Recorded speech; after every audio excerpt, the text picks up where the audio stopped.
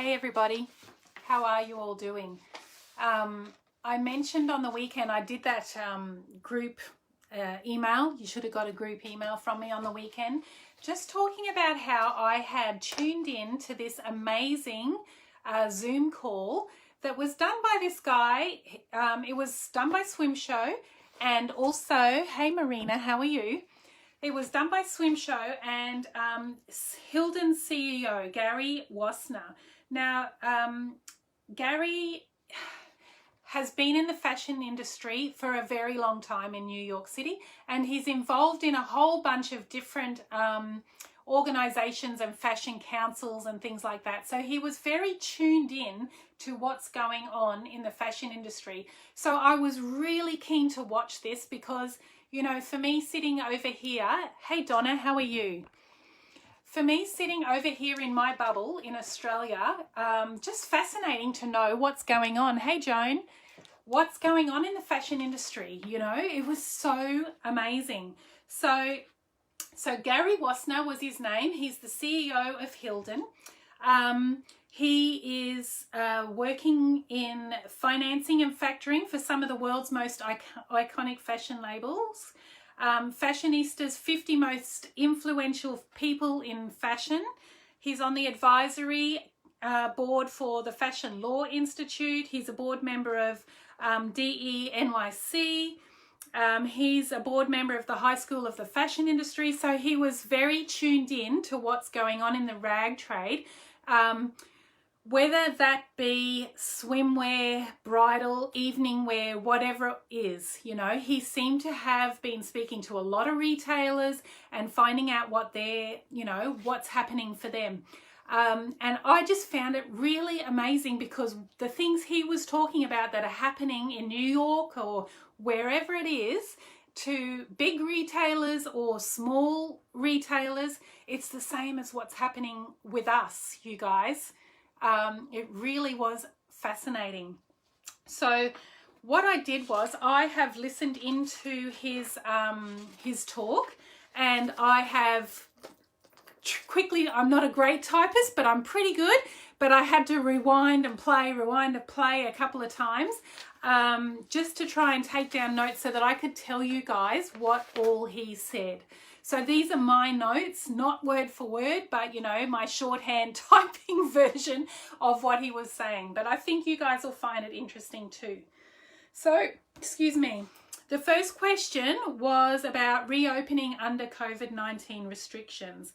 And he said it's interesting because there is no law or rule or residence. So everybody is playing it by ear. Luxury retailers are saying, what is curbside pickup for luxury? Like, how do luxury labels do curbside pickup? And some states, they're only allowed to open these stores for curbside pickup. Basically, he's saying it all comes down to your relationship with your customer. You have to reassure them that you are taking their safety very seriously. You need to reach out to your customers. You need to connect with them. You need to show that you are cleaning. You need to show that you are social distancing. You have to show them that you are taking all necessary precautions to put their safety first, which is something we're all doing, right? We've all been talking about that. Arrange to have products brought out and shown to them. Make appointments, have them make appointments so it's only one-on-one in the store if necessary. People will learn as we go along. That's the thing. We're all trying to figure this out as we go along. There's no precedence here. This is all just like, okay, how do we do this now? You know? So people will learn as we go along what's going to work and what's not. But the bottom line, he said, is that there is still a strong demand for human interaction. So, and a lot of the time, our boutiques are all about human interaction. Hey, Ricardo, how are you? So people come to our boutiques and shop because they want to talk. They want to talk to the lady who works there, or, you know, they want that, they're craving that human interaction. The number one thing is to take the safety precautions seriously, and that is the same for all businesses, in offices, street level, everywhere. All businesses have to take the same precautions seriously. You need to communicate with your customers that you are taking their safety seriously, that you're concerned for their safety and that of your employees, and there's social distancing in your store, that things are very hygienic, especially with things that everybody is going to touch. The counter, everybody is touching that counter. You need to make sure that's cleaned every time someone's been near it, especially those common areas. You need to make very loud statements to the public to let your customers know that you are cleaning things. They need to be made to feel comfortable. In some cities, he was saying, like in New York City, after what they've just been through, he thinks 95% of people are wearing masks and respecting the social distancing rules. So it might not be like that in the smaller towns or in some states where they've been less affected. But yeah, in some places, people are just, it's a given. You have to wear a mask when you go out. That's that. Tips for optimizing sales in the new normal. He's, as said previously, people are craving human interaction, personal contact. So for small stores, they are the ideal spaces for that intimacy to shop. It's difficult to get that in the big department stores. So for you guys in smaller boutiques, that's your advantage, and you've got to optimize on that. Personal contact. People want human reaction, so maintain that comfort level and maintain interaction with your customers and be conscientious of what their concerns are. Now, if you're, I mean, we're all going into other people's shops. If you're going into shops, what are you concerned about? And think about that from the perspective of your customers in your store. Next, they asked him about the next 12 months. Well, he said, well, 12 months is just too far out to tell. We don't know. This has only been around 3 months. We don't know what the next 12, I mean, nobody knows. 6 months, he said, already we're seeing increase in brands shipping orders. Stores are reopening and they're taking their orders. So it is starting to click over again. And I don't know about you guys. Okay, some of you are on islands that aren't yet open. Donna, you're opening soon, I saw. Is that right? July, I think I saw Turks and Caicos is open. Joan, St. Thomas, you guys are open. I spoke to Lulu this morning, I think. Ricardo, he's down in Trinidad. Yeah, it's hard for the islands, and he actually said that. He actually spoke about the Caribbean, and a lot of you have cruise ship business. I mean, I can't imagine when cruise ship business is going to be back. But then those dedicated cruisers are booking their cruises now. I've heard already that they are planning to cruise again. So specialty stores didn't stop paying their bills. They did their best. They made a huge effort to pay what they could, and they sent in explanations and they sent part payments, and they did whatever they could, even though they were closed and there was no revenue. The bulk of retailers were doing what they could to still pay their bills, and that was amazing. And that's what our experience was too. You know, we all communicated better. I didn't get ignored when I was like, hey, you know, you still got this invoice. I wasn't harassed. I tried not to harass people, but you know, as a brand's point of view, I'm also nervous. You know, I had one store who did a chargeback, which was terrible. So we shipped her order in February, we ran her card in March, and in May that she charged, like it said it was a fraudulent transaction, and they just took the money. No questions asked, yeah. I'm still going to see what I can do, and maybe it was a mistake, but yeah, that's kind of confronting. But for the most part, our retailers were awesome. So yeah, huge effort to pay what they could and send in explanations and part payments and do whatever they could, even though they were closed. They went out of their way to keep their bills paid, even though it's so tough with no income. They realized that they would eventually need product. So they had to make an effort to pay or try to pay so that they don't tried not to ignore their outstandings and then expect the brands to still supply when you reopen. I mean, hey, we all know that's not how it works, right?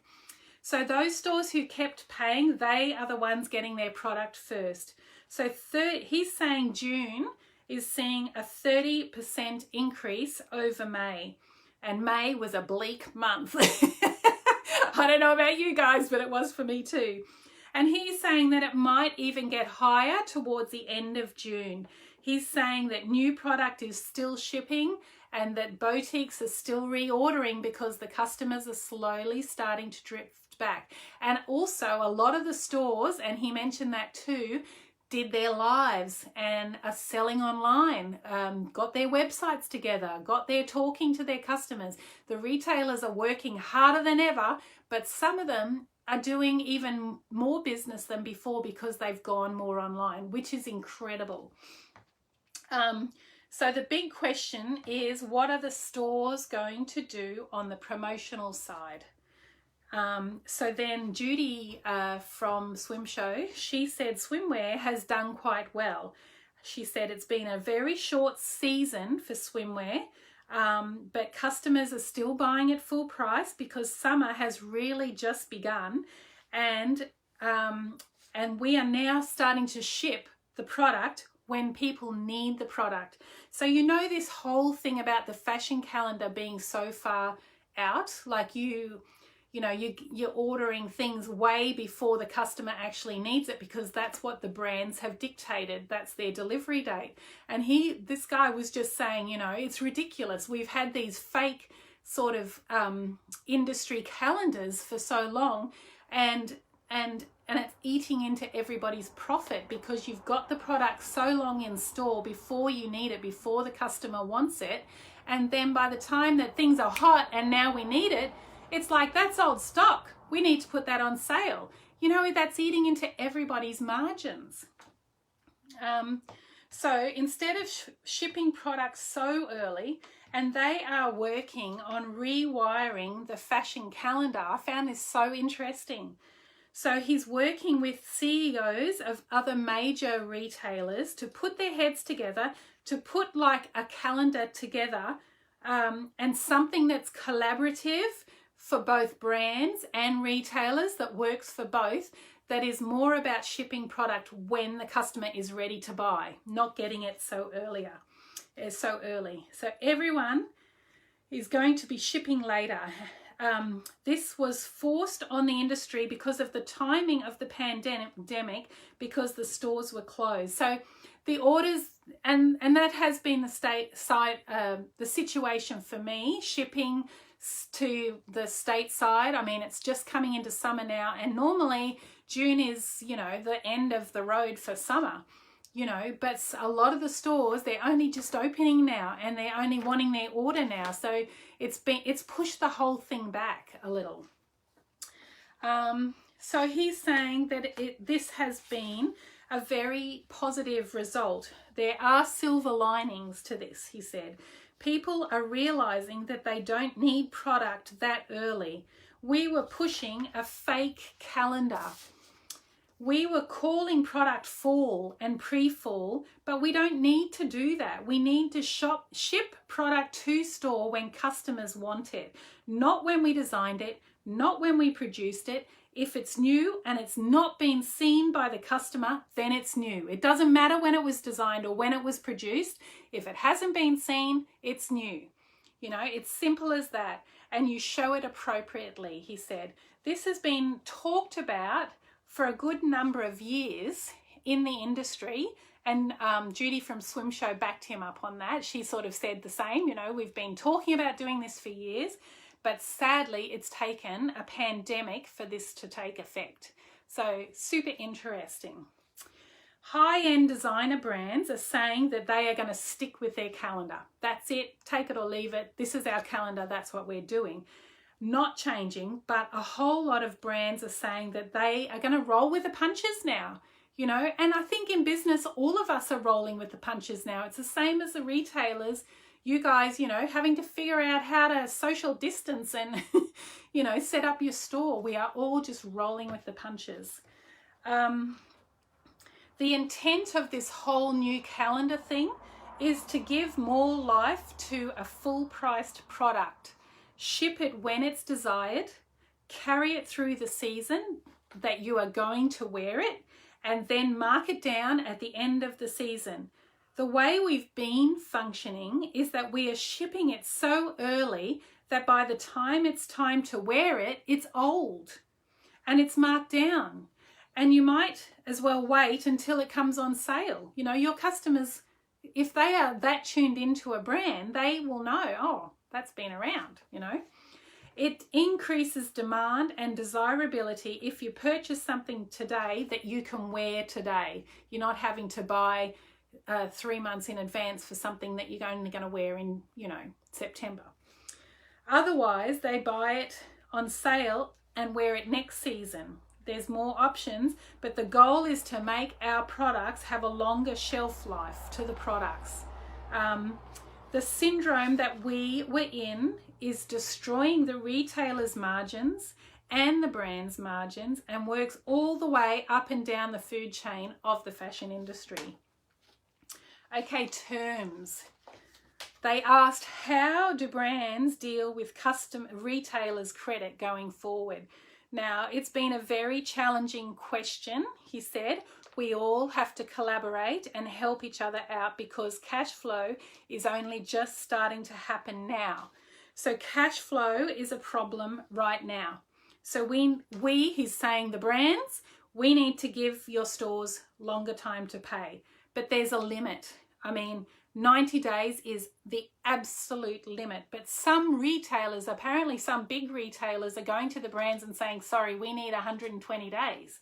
Well, you know, he's saying, but they're not going to get it because it's too much, because the merchandise and inventory and the invoices all pile up and then they can't ever catch up. So that brands are saying no to that, absolutely not. So he's saying 60 days is ideal. It's already double from the 30 that we've always had, and it should be sufficient to sell through your inventory in that time.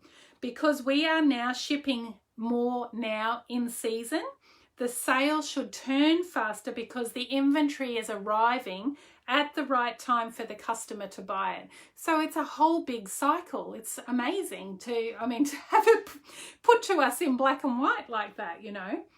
The problem is that the legacy debt from coronavirus, how are the retailers going to catch up? But he's saying that they're like I said before, they are making their part payments and doing, you know, getting there, just getting there in survival mode, which is what we are all in. He said at Hilden, they are speaking to their retailers and they're making payment plans with them so that they can pay off the debt while still getting new product. So they can continue on in business. It has to be reasonable and it has to be consistent. So the payments have to be consistent. But the flow has to work for both sides. So it's about communication and collaborating and making it work for both sides. And I guess if you are working with, you know, for me as a brand, and I've been working with some retailers for 15 years, I know they're going to pay. You know, they always have.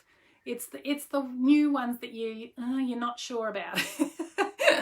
So he said brands need to be sure that confirmed orders are confirmed before they manufacture product. They must be confirmed.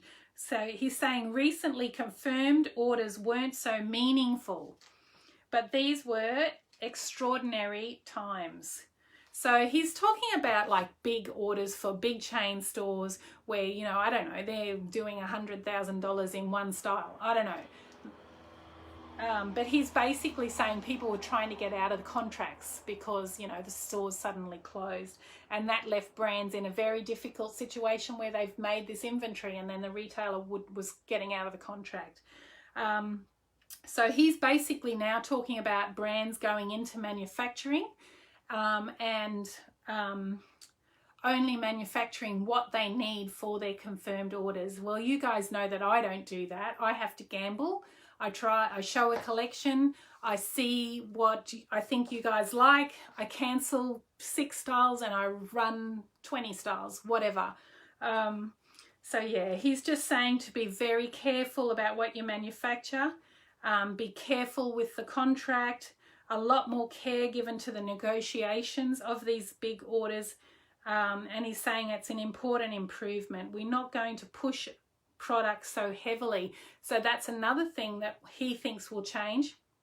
You know those big retailers where that store is crammed with so much stuff. He's saying that we're not going to just push heaps of product and see what sticks.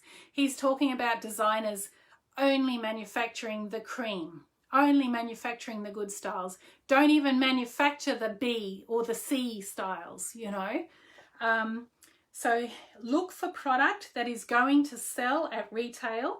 Too much merchandise in the system and too much inventory in stores forces price cuts and promotions. It's unnecessary and it's diluting everybody's profit. So he's saying that this is all going to change now because we're going to be more selective about the styles that we move forward with. So yes, watch your orders, make sure your orders are confirmed and make sure you are delivering the right product at the right time. So no to retailers who demand big terms. Inventory and brands. How to move inventory without harming your brand. So what he was saying is that we all need to accept that the second quarter was a loss. Okay, forget it. It's been a loss for everyone. Write it off, move on. That's what he's saying. My sense is you need to liquidate the inventory if it has no further life. Have a sale. You know it's going to happen everywhere. When we reopen at full price in August with fall, we'll have fresh product and no promotional environment. But then he went on to say, we need to try and make up headway for everything that's been lost along the way. So, but then he said that the brands where the shelf life, like it's not gone off, it's not finished, you can roll that over again. This is only for things where it's clearly done, right? We have to get over with it. There is no way around it. You can reassort what you have in inventory. If it hasn't been online or it hasn't been seen, then it's new. If appropriate to ship it in November and December, then ship it. If it's appropriate for January, then hold it and ship in January. If it's new, then it doesn't matter as long as you're delivering the right product at the right time. Go through your collection and reassort it and only discount out the things that are really done. Right. What about new brands entering the market? He said in his conversations with major retailers, they have a group, some sort of council where there's a whole group of them sharing information and data. And they are all talking about newness. That's what they want, newness. So all the CEOs at the majors said they couldn't live without the smaller brands because otherwise it comes all down to price. So the bigger brands have the monopoly on it and then it all just becomes about price. So he's saying that they love the smaller brands because they bring in the newness and the freshness and keep it a more level playing field.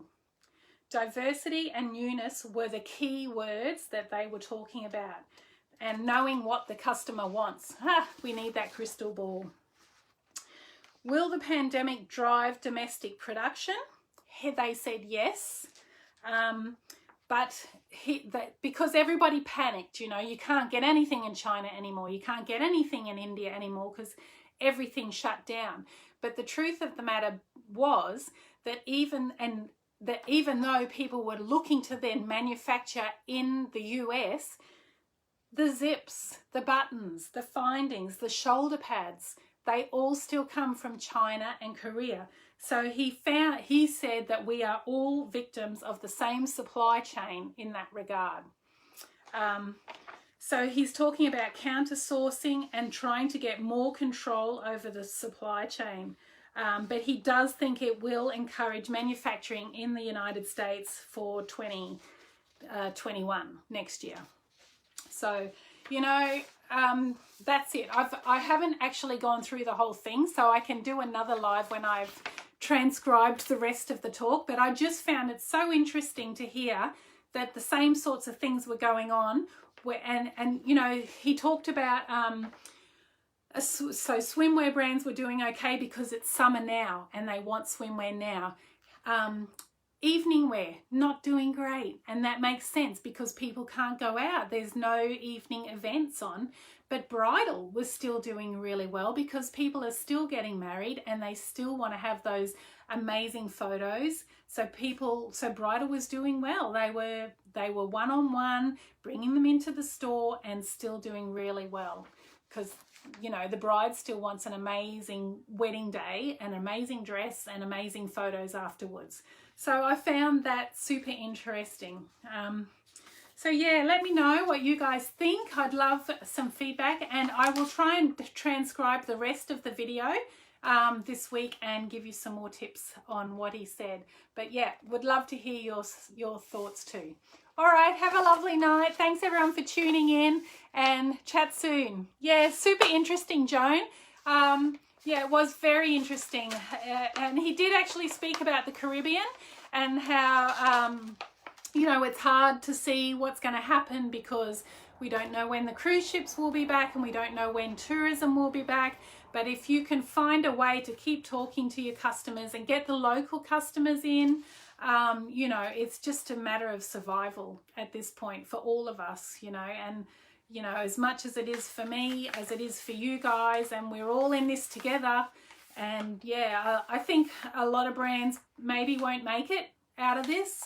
I feel like I'm in a very strong position. I've got good inventory. I think my styles are good, and you know, yeah, it's just a matter of surviving until whatever happens next. You know, I am going to design a little collection for 2021, but it's not going to be the full collection that I would normally do, and I'm going to make it work with the items that I already have and try and, you know, reassort it like he talked about, redisplay it, make other pieces that go with some pieces, so that there is some freshness. I think, you know, you guys, especially in the Caribbean, you've already had my 2020 collection. You got it in December, you sold it through the season, and really the season didn't shut down till March, which March is the biggest month for the Caribbean. That used to be for us in St. Martin. So yeah, I know you probably missed out on your best month ever. But for me, I was lucky it happened when it did, because at least I had that Caribbean season. I'd paid the factories, the inventory is sitting safe in a warehouse, and yeah, we just got to figure it out and tread water till we come out the other side, whenever that will be. So yeah, anyway, thanks so much for tuning in. I won't be doing Surf Expo. That's another big thing he talked about, was trade shows. He didn't say trade shows were over. He said that trade shows need to actually, it needs to be less about socializing and more about just doing the orders, just concentrating on the sales. And he said that the customers will come to your booth and you need to be doing exactly what people are expected to do in their retail stores: cleaning, social distancing, and then the next customer on appointment, cleaning, you know, social distancing, masks. So he's saying that trade shows will still go ahead on that sort of model. But I personally think that the smaller little local shows will do better than the big shows this year. And my decision not to come to Surf Expo is more about the fact that Australia, I can't see them letting me travel this year. I think travel this year is over for Australians. It's banned. You're not allowed to travel.